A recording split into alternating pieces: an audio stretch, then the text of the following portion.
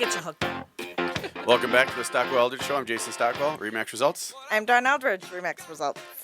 Stephanie Havel, Wells Fargo Home Mortgage. And Courtney Siebel with Excelsior Law Firm. Courtney Siebel, Excelsior Law Firm. We've been talking with Courtney with all kinds of questions and learning about Todd. It is T-O-D-D. I thought it was T-O-D, but it is T-O-D-D. Which is how a guy would spell his name, too. Yeah, that's how Yeah. I spell it, Todd. right? And we also learned from Barry that Todd means death in German. So With one D. Quite appropriate. Right? With one D, Barry? Yeah, Oh, 1D. Ah. So it's a little better. It's two Yeah. Ds.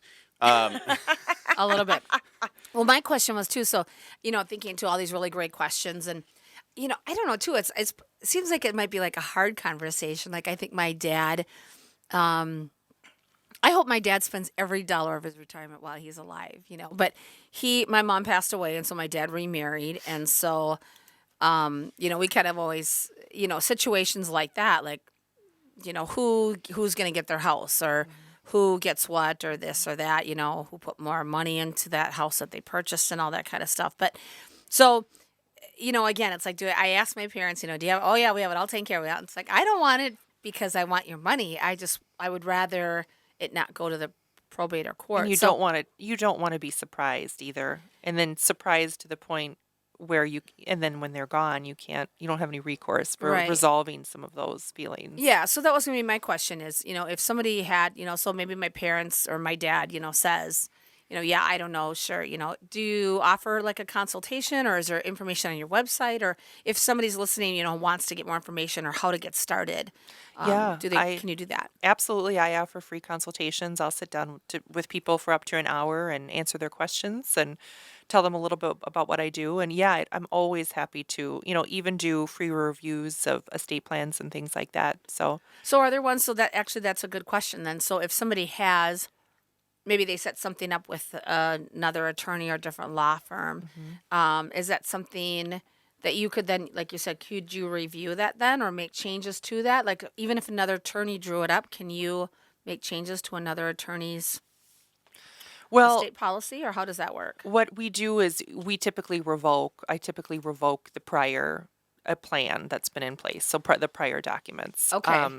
And usually, they've got the 5 Ds as to when you should take another look at your estate plan. So, and the 5 Ds are dependent, so that's if you have a child, you should look at your estate plan. If you have a diagnosis of some sort. If you have a death in the family, like maybe in particular a spouse or a parent, if you go through a divorce, or if there has been a decade that's passed between the estate plan that's been drafted. I like that. So actually, D's, Five D's. they're almost as bad as F's. Foreclosure. What was the other one we talked about? F's. Almost everything F is bad, or can Failure, be foreclosure, Flood. fat. bad. Well. But I'm like in the financial arena, you don't want to have a foreclosure on your record, and you don't want to have another F. And I'm trying to remember what it was in reference to. Failure to pay. I guess that would be foreclosure. There's like F's, D's and F's. Well, so there's a reason why. I always learned in school why D's and F's were bad. Now we know why. They stand for a lot of bad things. Right. Well, I was going to say, I guess it really wouldn't. I was thinking, like you said, diagnosis, but that's more like an insurance policy or something like that. So if you get diagnosed, obviously, with cancer, you can't go and get a new cancer policy, but you can do like the estate and things like that because that's separate from. So I think I just answered my own questions. Well, and some people get nervous. They think, well, I don't want to put that energy out into the universe. If I've gotten a diagnosis, do I really want to create a new estate plan? But sometimes they say, well, it's like Murphy's Law. Then you get it, and maybe you won't use it for a long time. Well, I can tell you in our family, so my grandparents, they were both kind of ill, but a long time ago, my Italian grandmother, and she had all these specific things. And she went around her house and she put a sticker and a label on everything of which grandchild, right down to her TV. This TV goes to this grandchild, and then had it all drawn up. Guess what, you know what she left me? A mirror. Because she said, oh, that's my Stefana. She always wants to look in the mirror to look and see what she look like. Cute. She'll come over, she got to look in the mirror, freshen up. So I get a mirror. But it was, so when they did pass, everything, there was no argument between the children and the grandchildren when we cleaned out the house. There was no issues or anything like that. All the money was distributed and Yeah. all that kind of stuff. So it was great. And it was, yeah, like I said, it's tough to do, but at least it was in my grandparents' wishes as to what they wanted to do and who they wanted the money to go to. There was no hard feelings or anything like that. Well, and there are kind of two considerations that go into that. First is the open communication. So your grandma couldn't have been more open. I mean, she was actually putting post-it notes on pieces of furniture. Right. And that is essential in really having a smooth exchange of real estate or of any other type of property from one generation to the next. And then the second one, the second consideration is just families that work well together too. And I think that a lot of times families that work well usually are more open and they have more open flows of communication.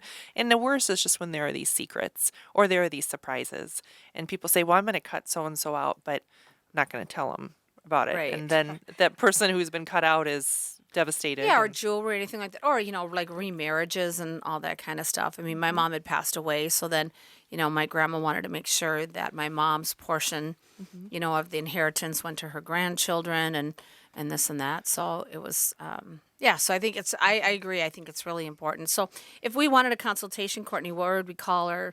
Sure. What's your phone number, website? Yeah, well, my email address is csebo, so ccbo at excelsiorlawfirm.com. Otherwise, you can give me a call at 612-315-3550. Otherwise, you can check out my website at www.excelsiorlawfirm.com. And I do a lot of work with blended families too, so I'm always happy to give consultations to people. Was who- that one of the D's? What kind of? Maybe divorce? Yeah, Divorce. That that's was part of the divorce. deal. Yep. Yeah, the blend. Well, getting back. Well, and though. then I know, dependent Oh, also. dependence. Yeah. Yep. So if you're, they're not even having a child, but gaining somebody else's child into Yep. your Yeah. family or something like because that. they do, there are just some unique considerations that take place and a lot of emotions that need to be kind of dealt with. And it is really good to get all of this figured out before something happens. Well, it is like like I said, my dad's example. I mean, Yeah. we were all grown when he remarried, but his wife had children, and then my dad had children, and it's like, oh, okay, well, this was our house that we grew up in, so why should her and her kids get it? And it sounds silly and all that kind of stuff, but again, you're better off talking with your parents about it. Absolutely. So in an estate planning, though, does that also kind of go with a will? I mean, I guess it's maybe a morbid Yeah. subject, but like if where somebody wants to be buried, like what plot Yeah. or Well, and I should have clarified. So estate planning includes drafting wills or trusts, healthcare directives and powers of attorney. I oh, that's good to offer know. those as well too, because that's known as incapacity planning. So a healthcare directive or a power of attorney is only so good until the person dies.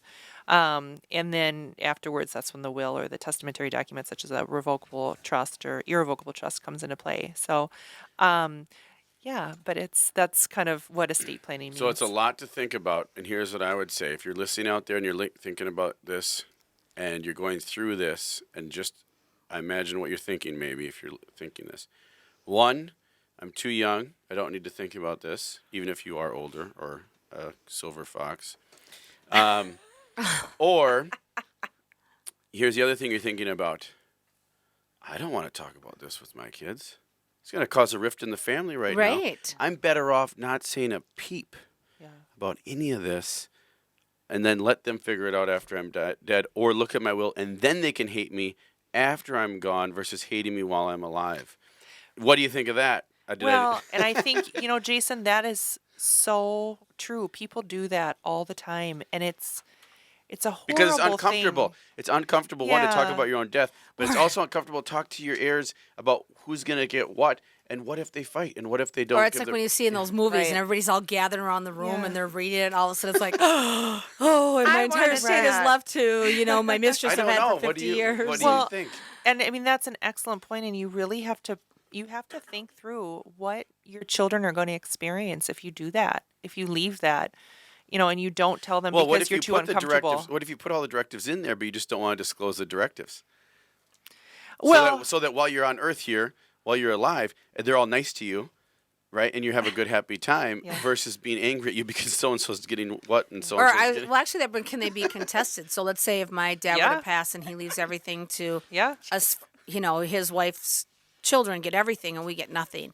Well, the is it- worst thing that could happen is the wife, the widow or the male widow. What do you call it? Widower. Widower. Widower. remarries, and then heaven forbid that 20-year-old person gets everything. Then how do you prevent that? I mean, that's a whole dynamic show, right? I mean, And then that's when you get estate litigation, which is also an area that I practice in, and that's when That's when the I'll gloves tell come you, off. I'll tell you who gets. oh yeah, yeah. the gloves come And off. I'll tell you who gets everything in those situations. It's the attorneys.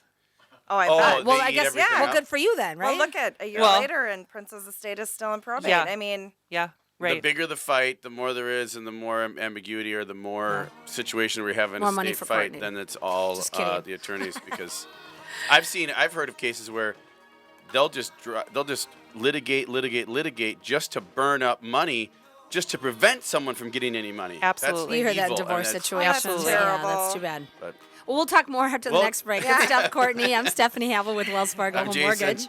and I'm done. Thanks for listening.